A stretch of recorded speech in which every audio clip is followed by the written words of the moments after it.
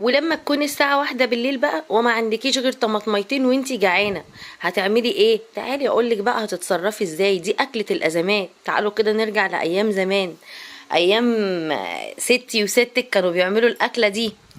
كانوا بيعملوها بس كانوا بيضيفوا معاها بتنجانة كمان. بس انا ما كانش عندي غير دول، فجبت الطماطم بتاعتي وقطعتها بالشكل ده، وجبت الفلفلتين الرومي اخر حاجة بقى عندي. رحت جايباهم ومقطعاهم بالشكل ده، وهجيب برضو قرنين فلفل حامي بالشكل ده. هي اساس الاكله فلفل حامي عشان نبقى متفقين. بعد كده في طاسه بقى حطي معلقتين زيت. انا هنا كترت الزيت شويه، انتي قللي خليه معلقتين 2 بس. ونزلت بالطماطم وقلبتها كويس قوي. بس تعملي لايك وشير ومتابعه لو لسه مش متابعيني.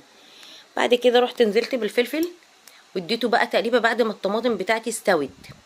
بعد كده اديتها ملح وفلفل اسود ورشه كمون.